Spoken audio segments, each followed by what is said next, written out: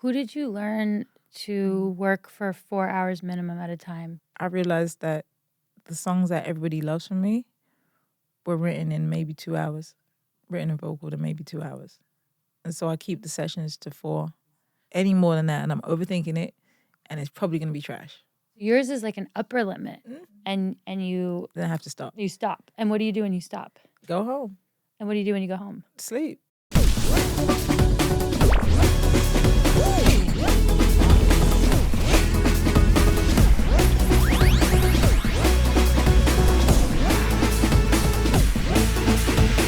We live in a complex and ever-changing world, a place that is maybe harder than ever to successfully navigate.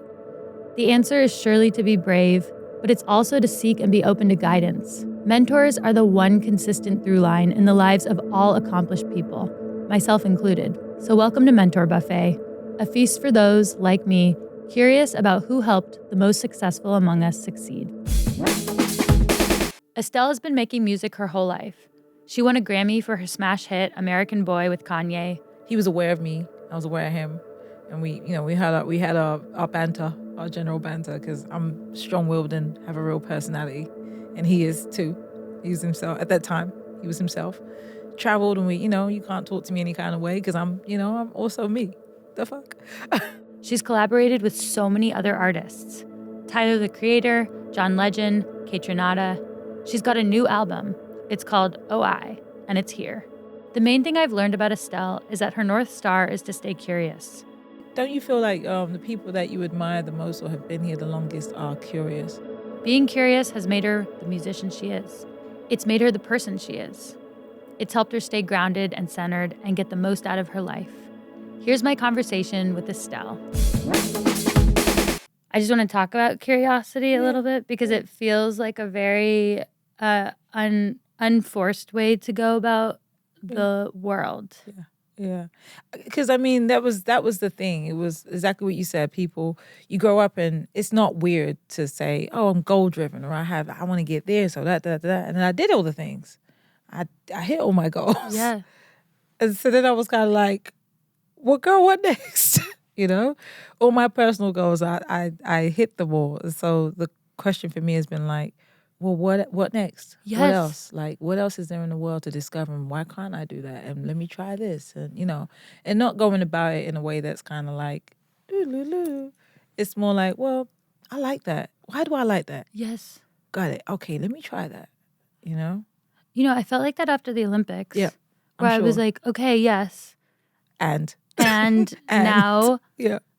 And I felt like I wasn't even necessarily in touch with the feeling behind the goal when there always is a feeling, right? Mm-hmm. And then, there's that moment where you're like, what drives me now? Yeah. And it feels foolish to assign another Olympic-like pursuit to your to-do list. I did that. Yeah, you did it. Yeah. And I think a lot of people have trouble shifting from like goal-oriented pursuits to like curious-driven mindset. Yeah. But I feel like, don't you feel like the people that you admire the most or have been here the longest are curious? That's why I say I stay curious, because if you base it on a goal, the world will have you. I've been told more than once, and before I even came up with American Boy and Shine and that album, I was told, okay, you done it, you good. Imagine 3 years before that, it was like, you're good, sit down. I was like, no, I have more to do. What do you mean? I'm 25. What are you talking about? I've been told more than once. All right, it's enough. And I never listened, and thank God. Because again, you wouldn't have got American Boy, thank you, One Love. Like, and these new records I'm doing, none of this would exist if I'd have listened to people telling me, don't be curious no more, cut it out, And if you're not listening to them, what is the voice in your head saying during those moments? It gets very quiet and very calm. And I like to call it God's spirit, my intuition. There's something else. Or, I wonder what that sounds like. There's a melody. Get out the way. Like, literally, maybe not in that order, but and get out the way. Write this down. Ooh, this feels good, don't it? Have you heard this before? I've heard this before. Let me write it down anyway. Let me sing this melody. Like, that's what happens. And then the music starts to build. And I'll be like, who's going to produce this? And I'll ask the questions out loud. Who's going to produce this? I'll wait. And I'll go about my business, go about my day. And be like, for this one, it was like, Keith Harris. Keith Harris. Like, it just kept being like, I was just like, okay. So I called Keith and he got in with me. The easiest sessions I've had my entire career. It was not, and I think that has to do with some level of, I've done all the things, I've produced with everybody, I've worked and collaborated with everybody and their auntie, and I've learned so much. It's true, everybody and their auntie. And I've learned so much, and that's cute, and that's great. That's what you're supposed to do. But this time around, I was very clear, and I was listening to myself. I was listening to my spirit, and it was very clear and concise instructions. This is what it is. Are you dancing? Are you happy? Are you joyful? This is what it is. And my friends would say to me one time, right before we started recording all this, she was like, you're like a fairy. You know this, right? And I was just like, oh, what? She's like, when you're out dancing, this was at a club, and I remembered it now. It was at a club. Where? In downtown LA. Mm-hmm. I want to know the name of the club. It was a Continental. It was a Continental. Okay. My friend was DJing, and I had just got up like, oh, this is my, and I was going for it. I was like, ooh, and I didn't care. And normally I care. Really? At that point, normally I cared. But I didn't care. I was just up, two-stepping, having a good time by myself. And my friend was just like chilling. And she's like, you're like a fairy. Literally the minute you got up, not because you're you and everyone thinks they know you in any capacity, but she's like, people, I guarantee you, those people over there don't know who you are. They're just staring at you because you feel like light. And she was like, that made me kind of curious. It made me excited to like wonder, like, okay, so why is it that when I'm up and I'm having a good time and I'm joyful, people are attracted to that? And I know it's the cliche, people like light. Like people are attracted to light, right? No? No, maybe. I mean, just keep going because I think it's right. Keep going. So there's a thought in the saying that people are attracted to your light and then people, because we're people, and then they want to quell the light. But she put it in the context of this that didn't allow me to go down this dark side. She says, you're like Tinkerbell, like with Peter Pan. Like you're there and you are light and you fly around and you when you're bringing light and you're doing that, people like that. And, stay in that space. Don't overthink it. Don't, whatever her story is, don't overthink it. This is it. Stay like the fairy. Be the fairy. Be happy. Be joyful. Be it for yourself. Be it for others. So that was kind of like a tipping point where I was like, oh, I didn't realize that's what happens when I'm up having just a genuinely personal good time. And I kind of took that energy into the studio and recorded everything like that. Every time we went in, we would go in and I was listening to him and to Keith and the way that he would produce the records. He was listening to me and then he would play something that felt familiar to him and we'd meet in the middle. And I'd be like, no, go over here.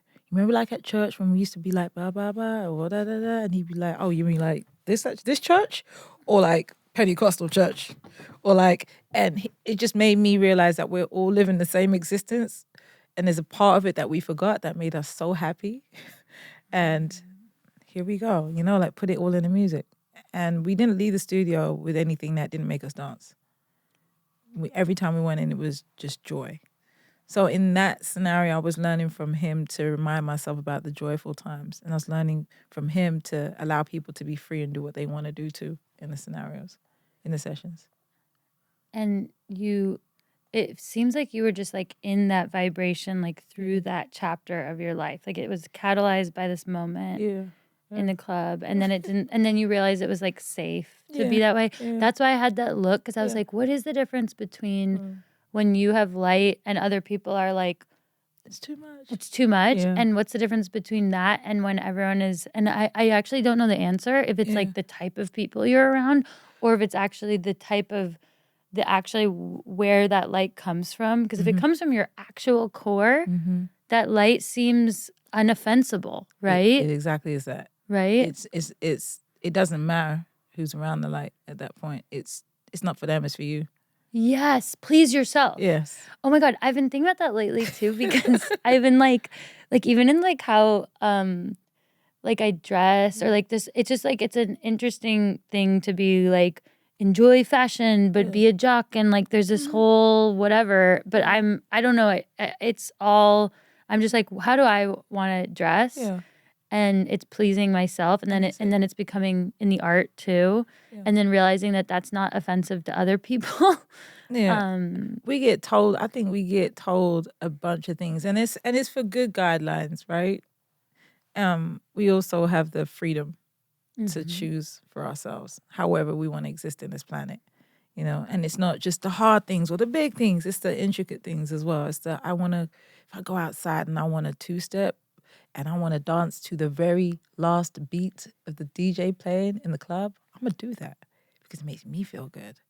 And if I want to dance, and as soon as my song's off, I'm leaving the club, I'm leaving the club. If I want to sit there and be with my arms open and arms wide and nothing, because I'm just feeling how this feels right now, this is how I feel it, I'm gonna do that. You know, I started moving in that space and then in that way, and it just feels easier than, Yeah, it's easier. guys, I'm here, I'm me, I'm doing this thing, and it's too much. It's a lot of effort. Yeah, because that's the kind of light that comes from like the surface or something and not the inside. It comes from the outside because you're looking at people looking at you from the outside, and that's a type of light. Right. But you have one inside that's steadier, that's brighter, that's more beautiful, that's more grounding, and that's just exactly who it's meant to be for. You know, and most people like that. Right. To be fair, everybody likes it. They just have a hard time seeing it because they haven't quite found their own. They don't know what it looks like because they don't see it themselves. Right. Yeah, Right. that's all right. They get to it. They'll find it. Find it. Yeah. Do you have ways that like during this time with Keith, that you can tap back into the inner like little routines or like ways that you find it every day? If I feel off or if I feel like despite that, then I'll take myself back and go sit down for at least 30 seconds and just center. Or sit down and breathe for 30 seconds. I'm a big proponent of the world will stop. Everything will be, you want me in 30 seconds. You don't want me now rushed and annoyed. You want me to have taken them 30 seconds because things might go great now. Shit might be great. I think people take that as like I haven't got time to meditate. You do. Yeah. You just aren't making time, right? Or it's not as difficult as you think. It's 30 seconds of breathing in the car instead of like putting on the radio and being inundated with other energy. It's 30 seconds of, if the radio is on, intentionally singing along to something that lifts your spirits. That's meditation. It's those little things. And speaking of back to the mentors of it all, I learned that from different people. I've had therapists, I've had spiritual therapists. I have another like life coach therapist that I was working with. And she gave me the mantra, everything is perfect. And I was like, girl, like, really? She was like, yeah. She goes, get present. Think about where you are right now. And at the time I was calling her, I was like, I'm so annoyed with this going on in my life. And why won't this shift? And why won't that? She was like, it was to bring you here. You have something to learn. And so let's learn it. So everything is perfect. So when things start going, I'll be like, everything is perfect. This is what I needed. This is perfect. We're good. Everything is fine. It's working for me. That's such a different definition of the word perfect because it's a definition that points to like growth and learning and that's inherently good and that that's actually very natural and it's like what you want. Yeah. I couldn't plan out the way my life is laid out, right? To move, having a great career in London, moving to the US, having to start all over again, then winning a Grammy. Like there were so many things in between that should have set me down or should have been like, this is terrible, it's never gonna work.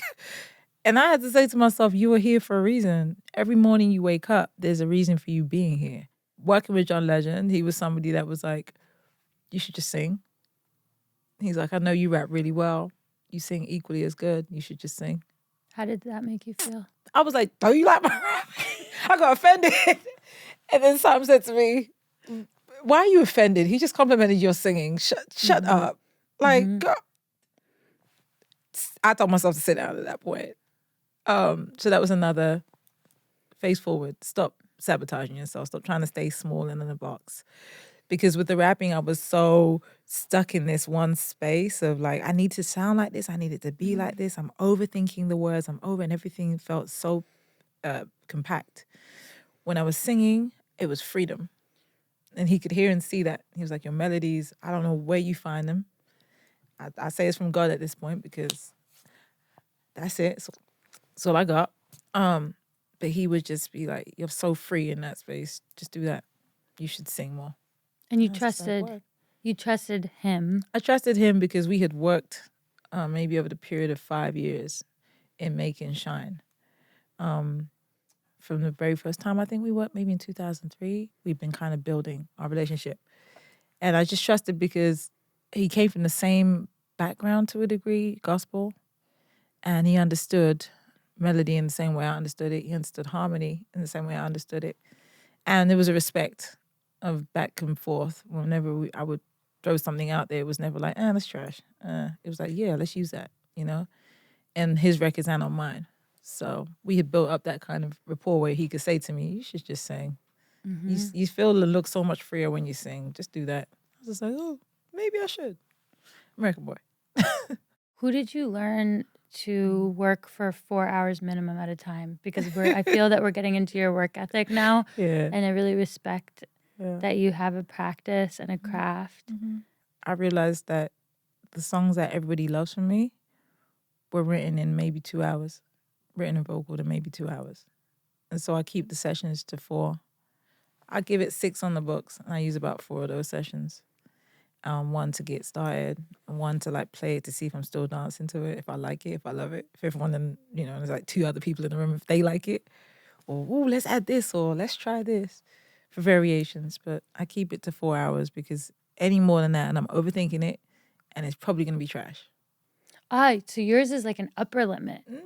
Okay, that's so interesting because I was thinking like this is the minimum because some people like in writing, it's like if you only sit down for 30 minutes of writing, it's going to be in your colloquial, like it's going to be crap. Yeah. Right? So it's almost like 4 hour minimum or 2 to 3 hour minimum. But yours is like you hit an upper limit and you... Then I have to stop. You stop. And what do you do when you stop? Go home. And what do you do when you go home? Sleep. Nice. Shit, relax.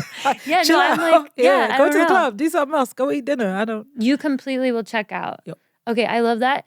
I love talking about this because like I think some people also like they play their sport, they do their craft like when they're not doing it, it's still and you never turn off. But right? that's there's like a sub level of me that it never switches off. How am I making space for the things that want to come in to influence the music? I'm not making any space for it. You're letting like the universe come into you naturally and have it come in like a whatever in the back door. Yeah. Allow it to be where it come in where it needs. And like also give yourself a break. But it comes back to that everything is perfect, which is way better than what I used to tell myself or what I've often said is there's no problem. But that's kind of a negative thing to say. It's like there's no problem. It's like, no, how about everything is perfect?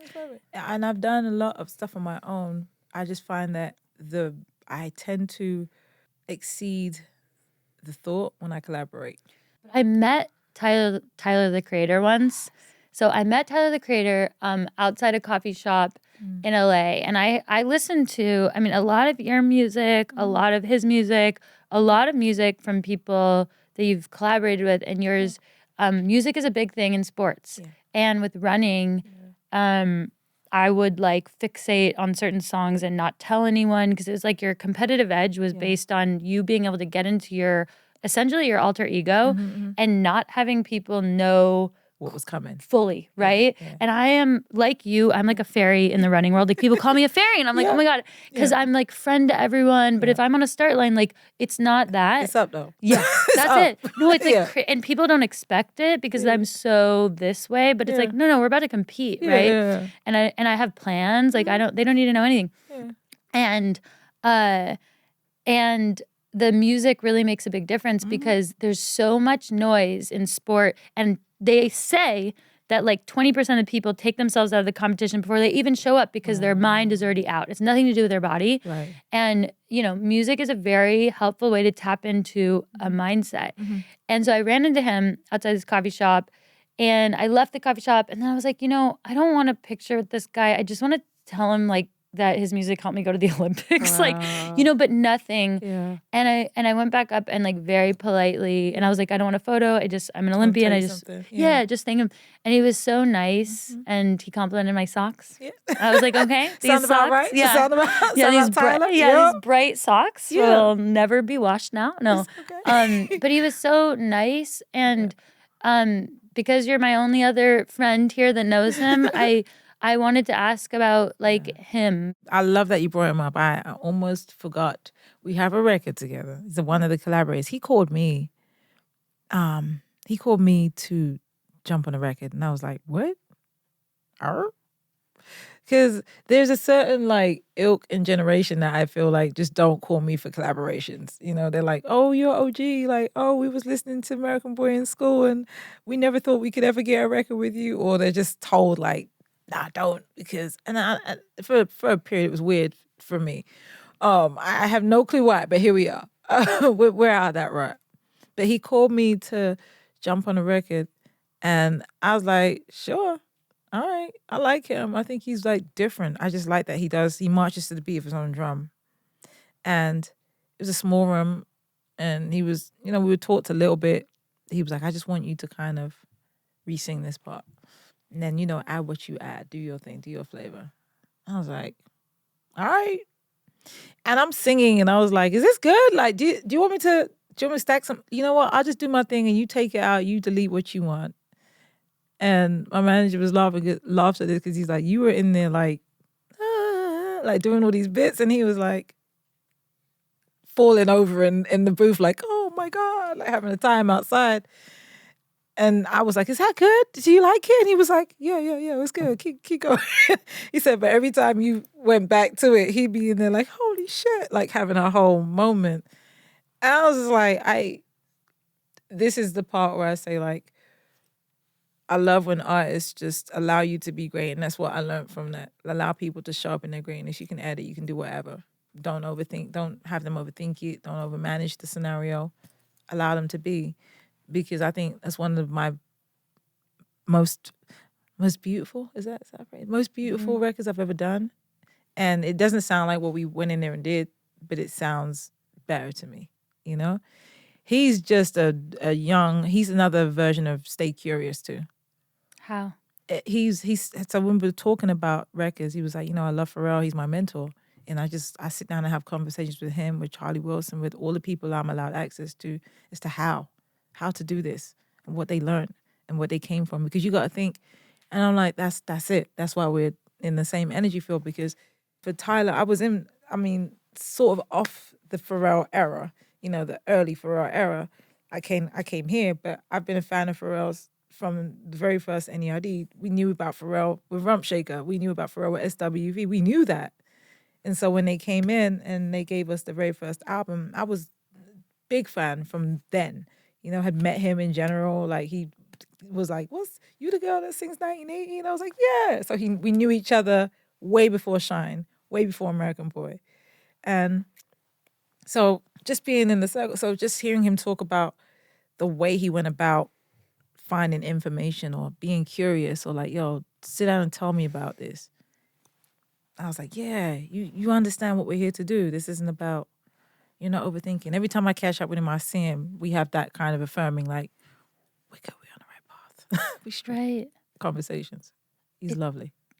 It's like there's a confidence that curiosity and sharing is not limiting. It's expanding to your access to yourself. It is. So with this collaboration with Tyler, how do you come into this collaboration knowing this is you entering somebody else's initial seed of an idea with Garden Shed? Well, like he gave me words for that, and I didn't, and I loved it. And I was like, "Oh, this is perfect. I don't have to overthink." Like I like walking into a session where an artist has a plan, right? But listening back to it, I didn't catch that. I didn't catch that he was talking about being gay or at all. I just thought it was a very beautiful love song. I do understand that for some people it's still a big deal. And I'm just, again, I get honored. I feel like the artists feel safe with me saying it, and they feel like I'm a safe space for that to be communicated, I'm always just on it. I'm like, this is cool. This is dope. And then like just even like turning up for him, like I said, singing that song was like me going like, does this sound? Are you happy with this? Because do you want me to go further? Do you want me to go pull back? And he was like, you're doing everything right. This is great. I have no notes. I was like, you got notes. I have no notes. It to me was just like, thank you for allowing me and thank you for having me. You know, that's literally it. Yeah. And I get on it. I'm just consistently like, well, me? Thank you. Like, you know, I get to show up, I get to pull up, I get to turn. Thank you, I will. You know? Thank you, I will. I will. And I'll do it the best I can. Because, I like the thank you, I will. Because some people are like, why me? No. And you're like, thank you, I will. Thank you, I will. That's like, really great. The song Oh No came about, that was another 4-hour session. Late afternoon. I wanted to go to the club after that. And or go eat. I remember I had a reservation. I was like, yeah, I have to hit this. And he played me 2 beats and we knocked out 2 songs. And the one that you're hearing is Oh No. And he was like, he said, where did this come from? I was like, well, funny you should mention it. It's been boiling around in my soul for a couple of weeks, the feelings. But the Oh No just kept being like, no. Like, you know, I just kept singing that as a hook. And then the rest of it just, you know? So it's just, I think, again, it's stay curious, stay open. And whenever I'm called, I ask what they would like from me. How can I serve? How can I be helpful? You know? You've had a few moments where you're like, I don't know how these collaborations came. I don't know. And I'm like, I think you do know. Like, I couldn't tell you. I honestly you couldn't. Don't you think that being collaborative, there's a talent, right? You have to have something there, but also like, it seems like who you are and how you collaborate and your curiosity and your openness has to be really magnetic to people, right? I learned early on with recording with my music that I have to live it, right? I don't do very well with giving records like people just saying, sing this. They always go dud for me. It could be the most, this is the beat, this is the vibe. And it will just go pew. So for instance, I have a record, or it would just be like, mid, okay, it's nice. American Boy comes out. Great. Love it. Thank you, God. Were you living that? Oh, I was having a time. What were you? I always wonder because I'm like, this is one of the most like expansive songs I've ever heard. Hilarious. I was having a time on the beach in Miami with Cuban guys. It was great. So it like really was like it really is like these like bookmarks for your life. I was in Miami. I love Miami. Oh my God. Time. It was great. Doing the most. Like 27, 26 at the time. Doing whatever in Miami. Like sunbathing, semi-nick. Like it was ridiculous. We were doing the most. At that point, I was just like, these guys on the beach in America, Miami. That's it. And so when I go into the studio with John, he was like, what you been doing? He was like, what you been up to? And I was just like, I've just been tootsie rolling on the beach, you know, having a good time. And it was just a whole running joke, like, about like me and these American boys. I was like, yeah, they like me, whatever, we're having fun. They like the accent, so that was fun. And that's where it came from. You're going to have this collaboration with Kanye and you share with him these experiences. And yeah, I'm wondering how your truth changes or how the song changes, how the collaboration changes with somebody else coming into your idea. But we know Kanye was kind of like family because I signed to John Legend. I worked with John Legend and that was who he was signed to, right? So he was aware of me. I was aware of him. And we had our banter, our general banter, because I'm strong-willed and have a real personality. And he is too. He's himself. At that time, he was himself. Traveled and we, you can't talk to me any kind of way because I'm also me. The fuck? And I'm very much that person. So it was never a moment of like, I don't trust him to not execute, and he wasn't ever going to walk in a room and give me nothing that I couldn't work with, so we literally, when we worked with him, he came in from the airport, he landed from London and he listened to the record 2 or 3 times and went in and started freestyling. And I was like, no, he got it. He knows exactly what it is. And he asked me a couple questions like, all right, so yeah, you guys wear pea coats. I know you wear pea coats. That's fashion. All right, so what drinks do you drink? And that was one of the things I was just like, oh, he got it. This is hilarious.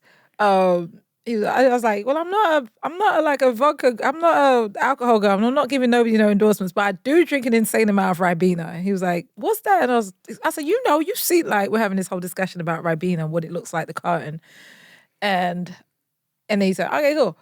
And so he did it, and he did the Ribena, I know what you're drinking, like, and all of that. And it didn't even matter if he was gonna talk about himself being the person or what it was. It was just about a big up London moment. Yes. To me, the whole verse was just bigging up me from London and all of the Brits and all of the English sensibilities that we needed, that he'd gone over there and experienced.